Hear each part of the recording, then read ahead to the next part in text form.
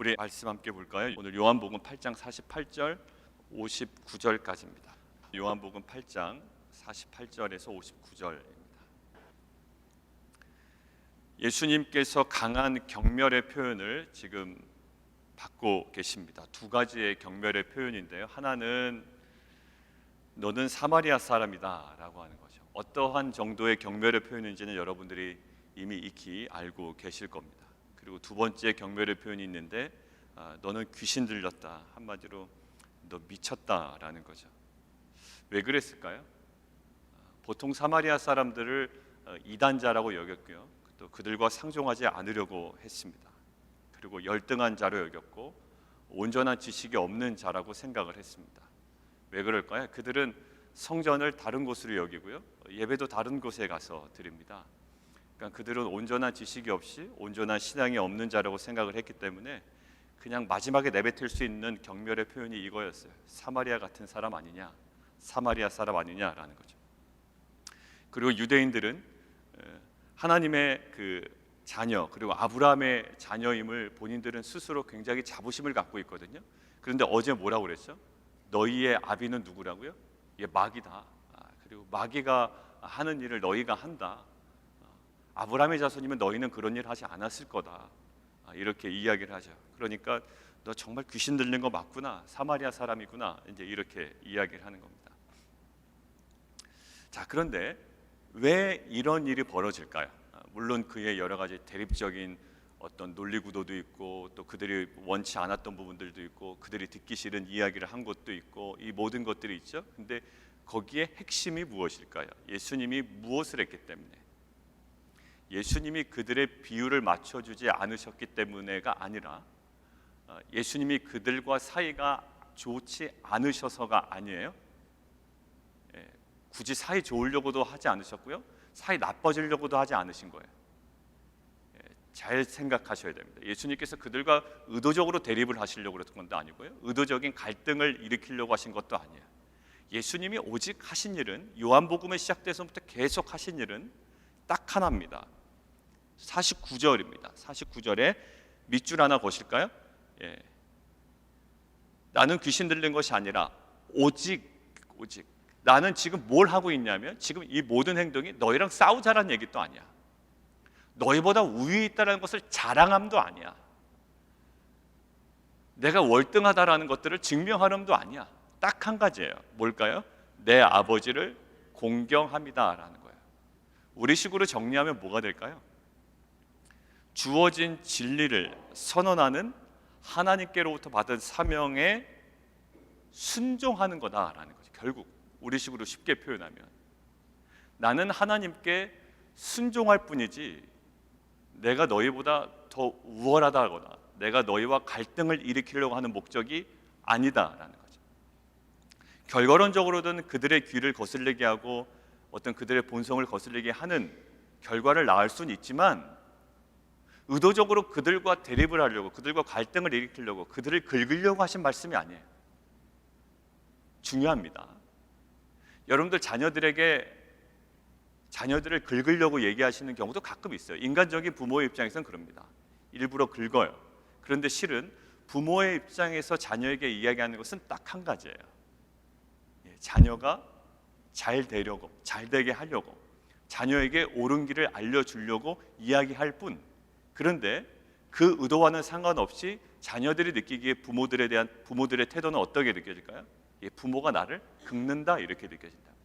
지금 마찬가지입니다.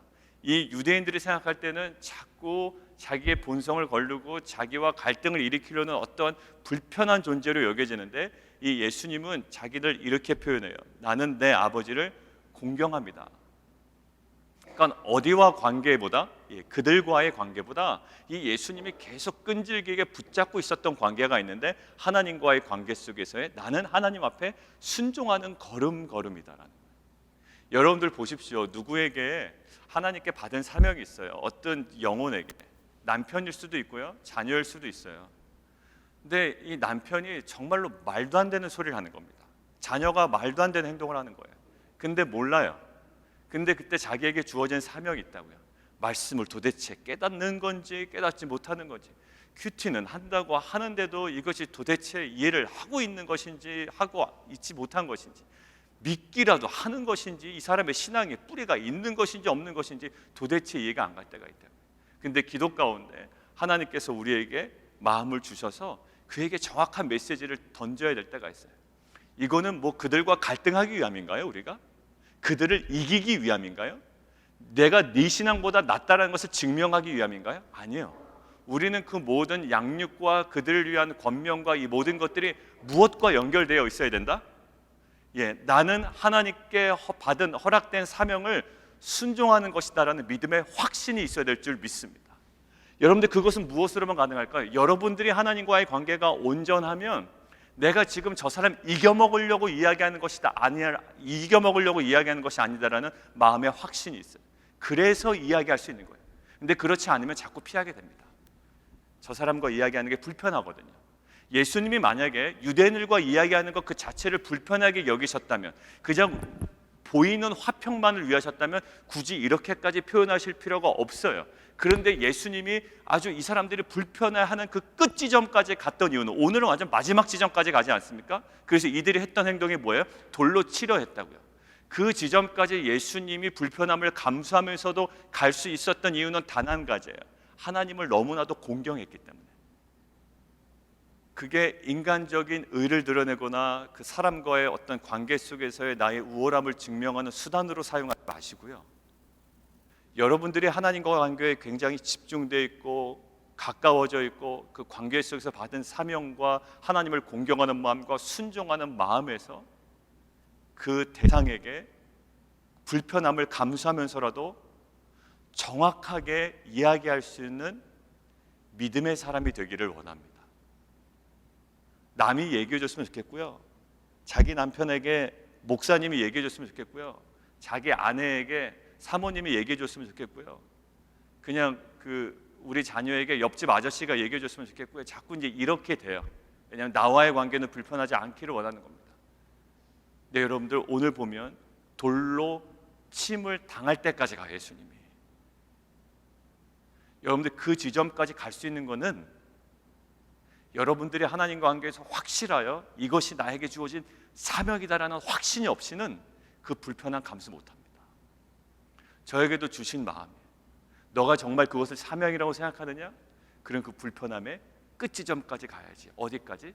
돌에 맞아 죽을 위험까지. 불편하게 생각한다고요? 제가 이 얘기를 하면 그래서 그 이야기를 제가 피할 수도 있어요. 그러나 지금 사명에 대해서, 영혼에 대한 사명에 대해서 작년 중반부터 계속 얘기하시잖아요. 근데 어느 지점에는 그 사명이 주어지면 저는 반드시 이야기해야만 하고요, 할 거예요. 그리고 이미 해드린 분도 있고요. 여러분들도. 근데 이거를 이게 자꾸 인간적으로 하면 이렇게 설교하면 안 돼요. 여러분들 이런 담대함이 있어야 됩니다. 여러분들 신앙은요, 그냥 물러 터져서 그렇게 내버려 두면 안 됩니다. 이런 식으로 인본주의적으로 접근하고 싶지 않아요. 당부합니다. 이거 듣고 나서 또 적용을, 하나님과 관계는 본인도 하나도 서지 않았는데, 자기도 흐리멍텅한데, 그래 목사님이 좀 강하게 얘기하라고 그랬어. 그래서 그런 식의 동기로 여러분들이 발끈하여 가서 또 너무 성급하게 이야기하지 않기를 원해요. 지금 예수님의 본질은 뭐라고요? 그들을 이기기 위함이 아니었다고요. 뭐라고요? 내 아버지를 공경합니다라는 확실함이 있었어요. 나는 하나님의 말씀에 순종합니다라는 확신이 있었다고요.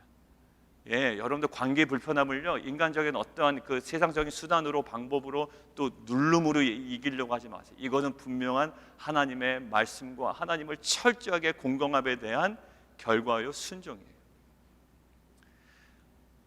이러한 은혜와 또 이러한 권면과 때로는 이러한 불편함 속에서의 또 거듭나는 은혜가 우리 공동체 가운데 있기를 원해요. 나이스하게 하기를 원해요. 실은 어제도 저희 막내가 그러더라고요. 이 사람들이 자기가 원하는 거 다 하니까 너무나도 나이스하게 생각해서 그들이 그게 자유함인 줄 알고 있었다는 거예요. 이제 저한테 얘기하더라고요. 야, 너 그렇게 너도 생각했구나. 이제 이렇게 막 칭찬해 줬어요. 그게 나이스한 건지 아는데 실제로 그래요. 그 사람이 이렇게 얘기하니까 나는 나이스한 크리스찬으로 남고 싶은 거예요.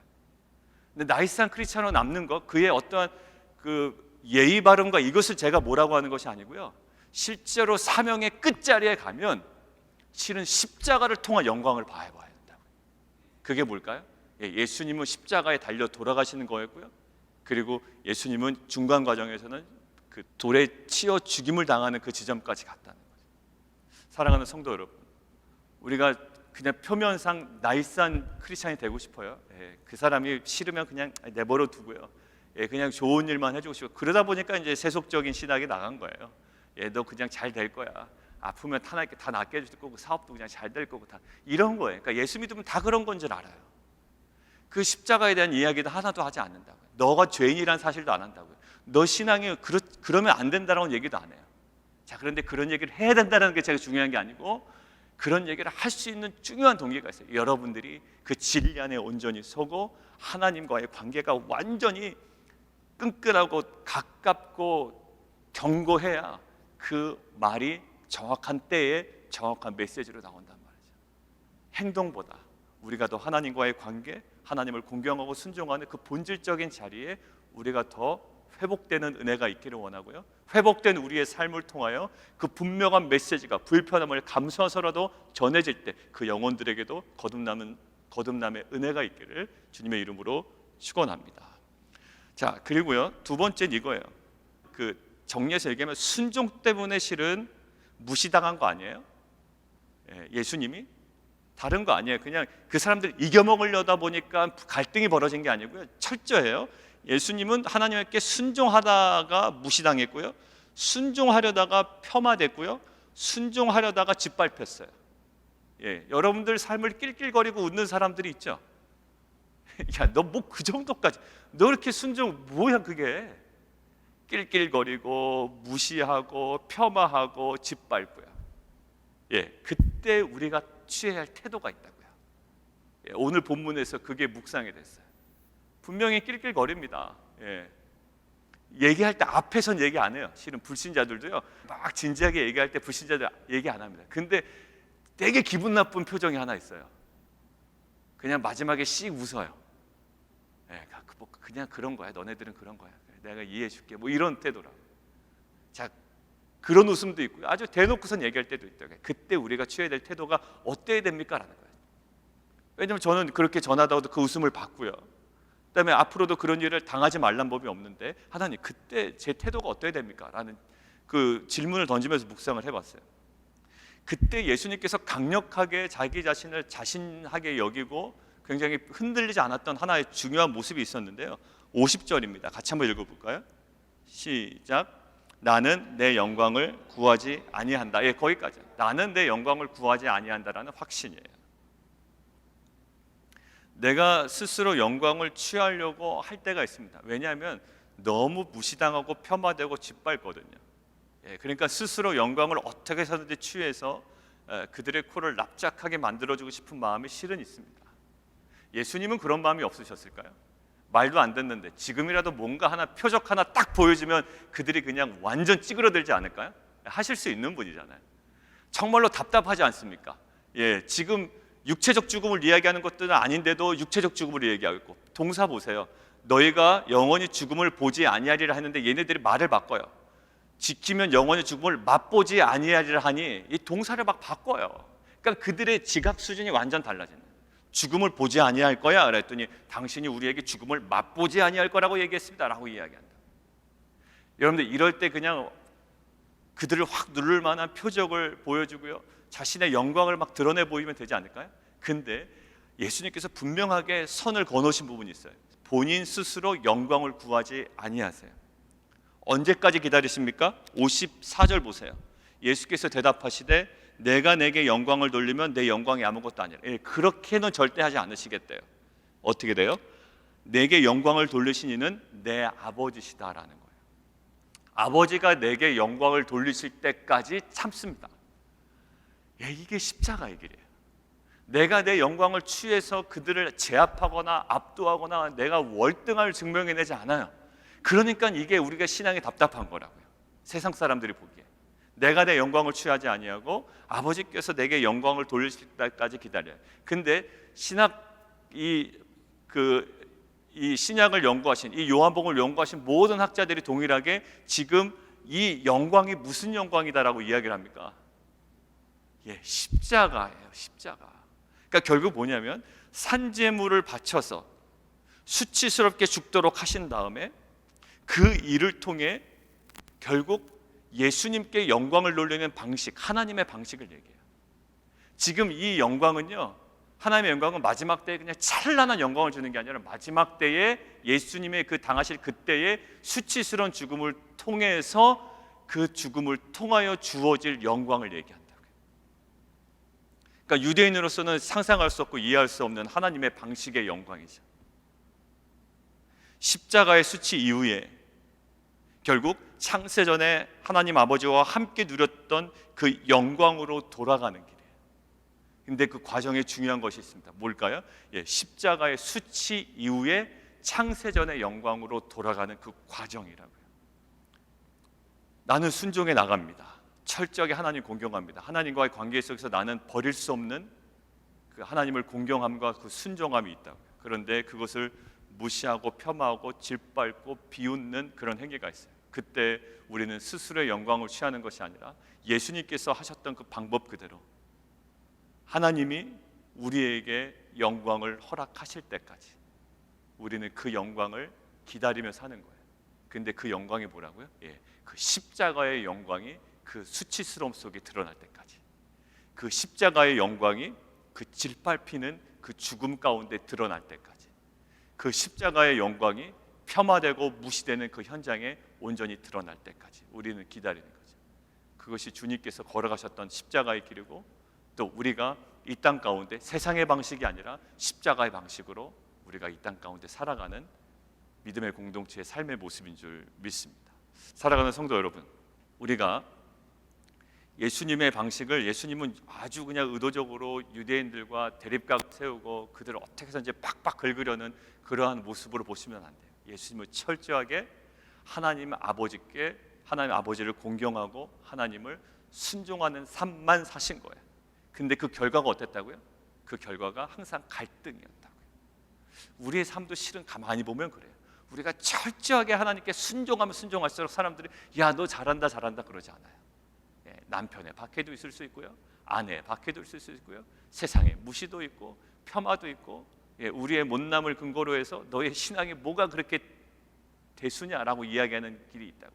그때 우리는 발끈하죠. 그래서 우리가 스스로 영광을 취하고 싶은 유혹이 있습니다. 근데 예수님은 끝까지 스스로 영광을 취하지 아니하시고 언제까지 기다리세요? 하나님께서 그곳에 하나님의 영광을 허락하실 때까지 기다린다. 이것이 우리가 오늘 하루를 살아갈 때 진지하게 인내하며 기다리며 그 영광을 기다리는 자로 살아가야 되는 우리의 모습인 줄 믿습니다. 같이 좀 기도할까요? 오늘 기도할 때 먼저 우리 이정호 선교사님, 또 한대 집사님, 이제 병원 의사와 아직 미팅은 하지 않았습니다. 통보만 받은 거예요, 결과를. 그래서 아마 금주가 될지 다음 주 초 월요일이 될지 모르겠지만 하나님 만나고 또 모든 트리트먼트를 결정해 나가고 또 시행되는 모든 과정 가운데 하나님의 선하심을 발견하는 귀한 은혜의 시간 될 수 있도록 인도해 주십시오. 이거를 통해서 더 깊이 들어가는 것 같아요. 왜냐하면 알잖아요. 우리는 알고 있지 않습니까? 막 고통 가운데 계시다고요, 주님은. 그리고 그 안에 그 말씀이 더 깊이 깨달아진 은혜가 있다고. 뭐 그거를 위해서 하나님께서 이렇게 하셨다 이런 걸 얘기하는 게 아니라요, 우리는 모르지만 하나님의 그 가정을 향한 하나님의 계획이 있는 것 같아요. 정말로 하나님께서 이렇게 이 상황을 알고 계심에도 불구하고 이렇게 인도하시는 것은 분명한 하나님의 뜻이 있는 줄 믿습니다. 하나님, 복음의 영광을 누리게 하여 주시옵소서. 그 가정을 하나님의 계획들을 소망하며 부르짖는 가운데 하나님의 일하심을 경험하고 간증하는 귀한 가정과 귀한 공동체 될 수 있도록 주님 은혜 베풀어 주옵소서. 함께 기도하며 나가도록 하겠습니다. 우리가 좀 함께 또 기도했으면 좋겠는데요, 제가 왜 그 한나 집사님의 그 갑상선, 그 암 수술, 그리고 레디에이션, 막 이게 극단적이 아닌 것임에도 불구하고 왜 이렇게 제가 자세하게 얘기하고 이렇게 기도 제목을 공유할까요?